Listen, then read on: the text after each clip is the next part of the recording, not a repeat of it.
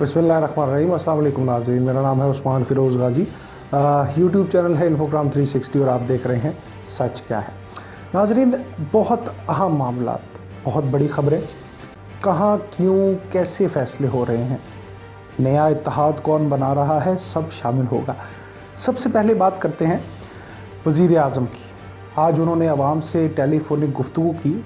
एक खातून कॉलर ने तो हिम्मत करके नाज़रीन पूछ लिया कि खान साहब क्या इजाज़त है इन बदतरीन हालात में घबरा लें या आप अपने वादे पूरे करेंगे। खान साहब ने नाज़रीन फिर वही कहा जो गर्दान रोज़ अव्वल से दोहराते आ रहे हैं कि हुक्मरानों की करप्शन से मुल्क तबाह और मकरूज़ होते हैं। अरबों रुपए ऑफशोर अकाउंट से बाहर भेजे जाते हैं। लूट मार के पैसे से लंदन में महंगे महंगे फ्लैट्स ख़रीदे जाते हैं। नवाज शरीफ से 7 अरब का श्योरिटी बॉन्ड लेना था, लेकिन अदालत ने बाहर भेज दिया। यानी नाजरीन एक बार फिर मलबा अपने से उतार कर इदारों पर और इस बार अदलिया पर, और नाज़रीन एतराफ़ किया कि वज़ीर आज़म अकेला नहीं लड़ सकता। अदालत को साथ देने की अपील की और सबसे ख़तरनाक जुमला भी बोल डाला, और वो क्या था कि घबराना नहीं, महंगाई कंट्रोल करके दिखाएंगे। माफिया की ज़ख़ीरा अंदोज़ी से कीमतें बढ़ जाती हैं। महंगी गैस ख़रीद कर सस्ती दे रहे हैं। अवामी शिकायत के अजाले की यकीन दहानी भी करा दी उन्होंने। तो नाज़रीन उन्होंने खुद निगरानी करने और महंगाई कंट्रोल करने की यकीन दहानी करवाई तो मैं भी घबरा गया, क्योंकि खान साहब इससे पहले जिस मामले का कंट्रोल अपने पास लेते हैं वो तबाह हो जाता है। पिछले कुछ दिन की सियासी सूरत हाल पर नज़र डालें तो यकीन हो जाता है कि शायद फ़ैसले करते वक्त डोज ज़्यादा ली गई, जिसकी खुमारी में अंदाज़ा ही नहीं होता कि क्या होना चाहिए। कुछ दिन पहले हफीज़ शेख को हटाना, फिर हमाद अज़हर को लगाना, और फिर कुछ ही घंटों में शौकत तरीन का वज़ीर ख़जाना बनने की खबरें। और इस पर जुल्म ये नाज़रीन कि 3 दिन में 3 वज़ीर ख़जाना की खबरों पर कोई हुकूमती रद्द अमल नहीं आया। ये भी नहीं सोचा गया कि इन खबरों के बाद पाकिस्तान की सरमायाकारी पर एतमाद को जो ठेस पहुँचेगा, इसका मदावा कैसे होगा। स्टॉक मार्केट में जो तबाही मचेगी, इसका नुकसान कौन पूरा करेगा। शायद खुमार ही ऐसा था। कुछ दिन पहले ये तय किया गया कि चीनी और कॉटन बाहर से मंगवाई जाएगी ताकि लोकल कीमत को कम किया जा सके। बाहर से मुराद मेरी भारत से है, मगर फिर वही हुआ जिसका डर था। तुम कौन होते हो फैसला करने वाले? ठीक है, तुम्हें वज़ीर बना दिया, मगर इसका ये मतलब तो नहीं कि फ़ैसला भी तुम ही कर सको। पहले खुमार में खुद ही कहा कि भारत से दरामद करो, फिर ECC के इजलास में मंजूरी भी करवाई, और फिर वफाकी काबीना के इजलास में कह दिया कि किसकी हिम्मत है कि भारत से तिजारत करे। तो नाज़रीन नए नवेले वज़ीर ने कहा कि PM साहब जान की और वजारत की अमान पाऊँ तो याद दहानी करवाना चाहता हूँ कि इजाज़त आपने ही दी थी। क्या मजाक हो रहा है नाज़रीन। खान साहब आसिफ जरदारी को मिस्टर 10% और गिलानी साहब को चोर कहते थकते नहीं थे। पहले इन्हीं की काबीना के वज़ीर को अपना वज़ीर बनाते हैं। कुछ दिन पहले तक उन पर एतमाद का इजहार भी करते हैं। मैं हफीज़ शेख की बात कर रहा हूँ। और फिर इनको हटाकर पीपल्स पार्टी के ही एक और साबिक वज़ीर का नाम देते हैं। कर क्या रहे हैं जनाब? पहले कहते थे कि महंगाई पिछली हुकूमतों ने की, कसूरवार वो हैं। अब कहते हैं हफीज़ शेख, यानी सारा मलबा हफीज़ शेख पे। और जिन्होंने मईशत संभाली है उन्हीं को ये नहीं पता कि कश्मीर की अहमियत है कि तिजारत की, और किसने कब तक रहना है। जो इजाज़त मिली वो गले कब पड़ जाएगी, तो अल्लाह ही हाफिज़ है। खान साहब, मुल्क है ऐसे तो आपका बनी गाला भी नहीं चल सकता। मोहतरम जनाब इमरान खान साहब, कुछ तो डोज कम करें, या चलें होश के नाखून ही ले लें। अब तो आपकी मंशा के ऐन मुताबिक PDM में भी फूट पड़ चुकी है। पीपल्स पार्टी भी खलाई मखलूक के कहने में आकर अपने आप को किसी और ही सियारे की मखलूक तस्वुर करने लगी।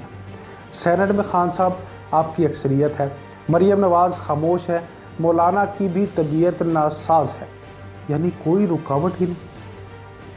اور اگر کوئی رکاوٹ بھی نہیں تو پھر فیصلہ سازی میں اس حد تک غیر سنجیدگی کا کیا جواز رہ جاتا ہے؟ اس کے ساتھ ساتھ جب بات آتی ہے ناظرین براڈ شیٹ کے معاملے کی، تو انتہائی عجیب و غریب سا منظر نظر آتا ہے۔ اس رپورٹ میں جو پبلک کرنے کا کہا گیا، پہلے تو آپ یہ دیکھ لیجئے، آپ کو یہ بتاتے چلیں کہ اس رپورٹ میں در حقیقت ہے کیا۔ ناظرین براڈ شیٹ کمیشن رپورٹ میں کہا گیا ہے کہ ریکارڈ کو کئی محکمے حتیٰ کہ دوسرے بر اعظموں تک غائب کیا گیا۔ حکومتی اداروں کے عدم تعاون پر گاندھی کو فخر محسوس ہوا ہوگا۔ کاوہ موسوی سزا یافتہ شخص ہے، اس نے بعض شخصیات پر الزامات لگائے۔ موسوی کے الزامات کی تحقیقات کمیشن کے ٹی او آرز میں شامل نہیں۔ کمیشن کی رپورٹ میں حکومت کو مشورہ دیتے ہوئے انہوں نے کہا ہے کہ وہ اگر چاہے تو کاوہ موسوی کے الزامات کی تحقیقات کروا سکتے ہیں۔ انکوائری کمیشن کی سفارشات میں کہا گیا کہ بین الاقوامی کمپنیوں کی خدمات کے لیے ضروری بنیادی چیزیں یقینی بنائی جانی چاہیے۔ کسی بھی غیر ملکی کمپنی کی خدمات لینے سے پہلے اس کی تصدیق کرائی جائے۔ وزارت خارجہ متعلقہ ملک کی وزارت خارجہ سے کمپنی کی تصدیق کرائے۔ کمپنی کی رجسٹریشن، مالیاتی حیثیت اور مقدمے بازی کا معلوم کرایا جائے۔ اس کے علاوہ غیر ملکی کمپنیز اور اداروں کی پاکستانی سرکاری اداروں تک کھلی رسائی کی حوصلہ شکنی ہونی چاہیے۔ جسٹس ریٹائرڈ عظمت سعید نے براڈ شیٹ کمیشن کی رپورٹ لکھے گئے نوٹ میں کہا، جو انہوں نے خود سے لکھا، کہ مارگلا کے دامن میں رپورٹ لکھتے وقت گیدڑوں کی موجودگی بھی ہوتی تھی۔